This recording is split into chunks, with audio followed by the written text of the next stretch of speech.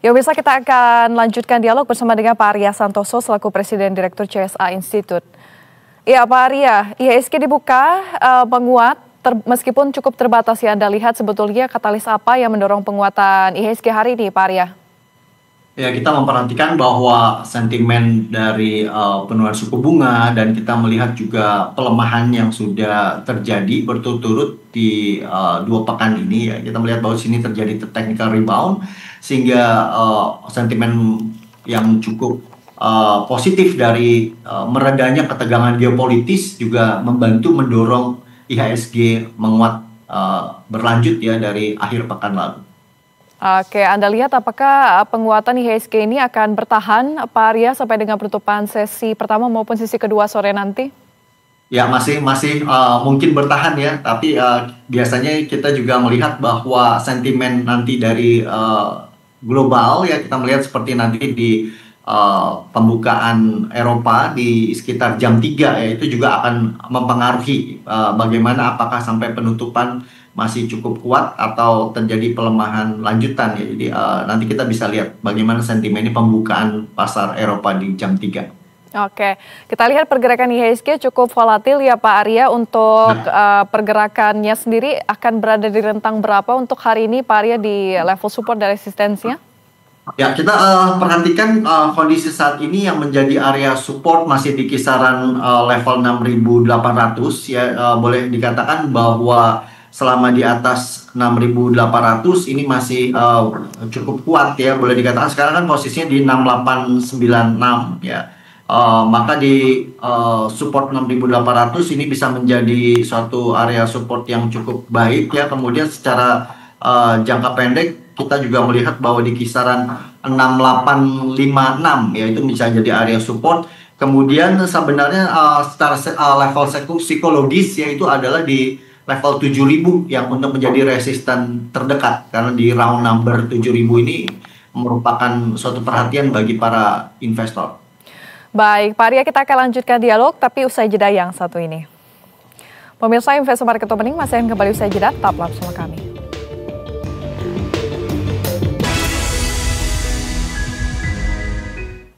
Ya, terima kasih pemirsa, Anda masih bersama saya Vinilia Huanggrio dalam Investor Market Opening, dan kita akan lanjutkan perbincangan bersama dengan Pak Arya Santoso selaku Presiden Direktur CSA Institute. Ya, Pak Arya, bagaimana Anda melihat peran kebijakan suku bunga The Fed dan arah suku bunga Bank Indonesia dalam sentimen pasar?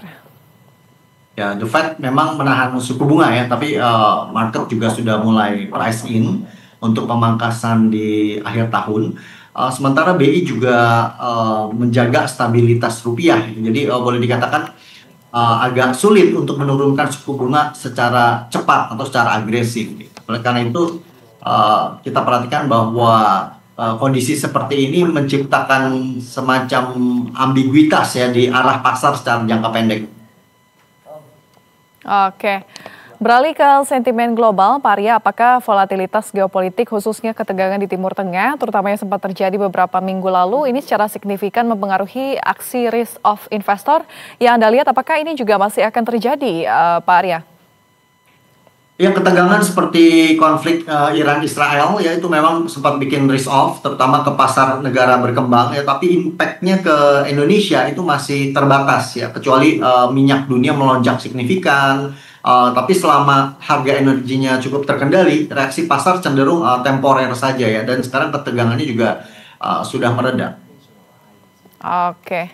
Dan jika melihat dari perspektif persepsi risiko global dan domestik, apakah investor saat ini lebih wait and see menjelang semester kedua, Pak Arya?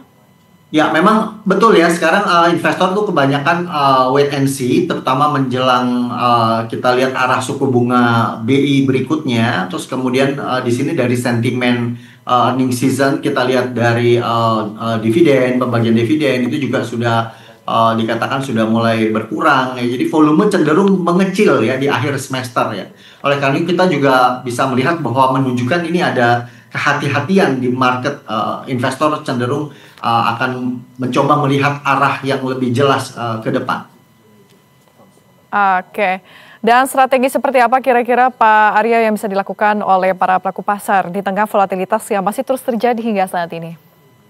Ya, bagi para pelaku yang jangka pendek ya, tentu akan selalu memanfaatkan volatilitas temporer yang terjadi ya ketika ada pelemahan, penguatan selalu memanfaatkan bisa buy on weakness pada saat terjadi pelemahan ya, membeli secara bertahap. Tapi bagi para investor jangka panjang fokusnya itu tentu lebih ke bagaimana mendapatkan harga yang lebih murah untuk emiten-emiten yang berfundamental sangat kuat ya. Jadi tetap ke style atau gaya masing-masing dan biasanya tidak terlalu dipengaruhi oleh sentimen global jangka pendek ya. Jadi biasanya bagi para investor itu tetap bisa entry exit di sepanjang waktu ya, walaupun mungkin ada yang mengurangi bobot atau agresivitasnya ketika terjadi sentimen pelemahan secara agresif ya. Tapi ketika pelemahan itu mereda, biasanya akan terjadi inflow kembali, para investor itu mulai percaya diri untuk kembali masuk ke pasar.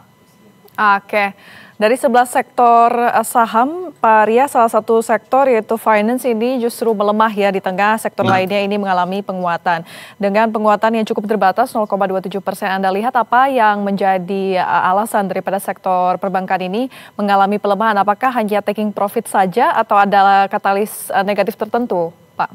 Ya, kalau kita perhatikan memang masih menjadi suatu indecision ya di kondisi di market ini, menunggu karena boleh dikatakan pemangkasan suku bunga ini juga menjadi suatu kegamangan di market ya, karena ketika jadi pemangkasan mungkin terjadi outflow, tapi ketika tidak dipangkas itu juga menjadi suatu dilema bagi para pelaku usaha yang mengharapkan pengurangan dari suku bunga ya, sehingga di sini ketika belum terlalu jelas solusinya seperti apa, kelihatannya di sektor perbankan juga tidak menjadi pilihan utama bagi para investor.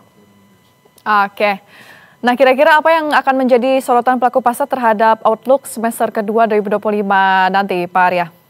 Ya, di semester kedua ya ada 3 hal utama yang bisa menjadi perhatian ya. Nomor satu itu kembali yang paling mempengaruhi secara sensitif itu adalah arah suku bunga global dan juga bagaimana kebijakan dari pemerintah secara domestik, fiskal dan moneter kebijakannya seperti apa dibandingkan dengan arah suku bunga dari sentimen globalnya. Itu nomor satu. Nah, kemudian kedua tetap itu yang menjadi perhatian adalah bagaimana kinerja dari emiten di kuartal 2 dan kuartal 3. Ya, ini akan mempengaruhi di second half sentimen di IHSG.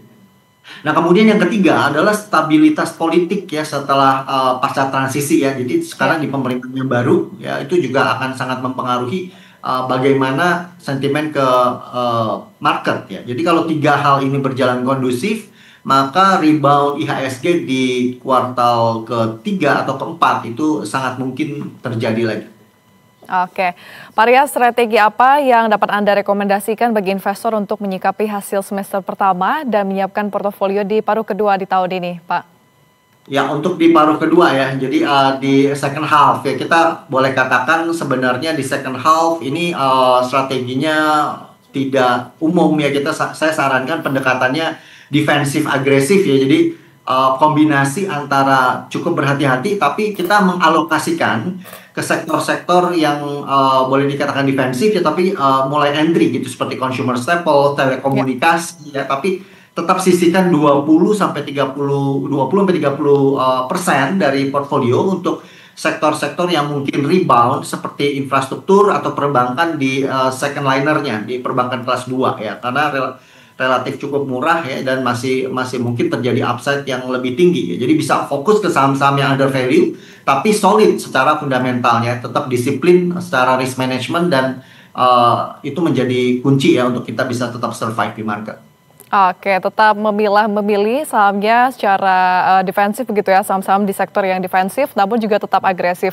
Terima kasih banyak atas waktu dan juga informasinya, Pak Arya. Sehat dan sukses selalu untuk Anda. Selamat melanjutkan aktivitas.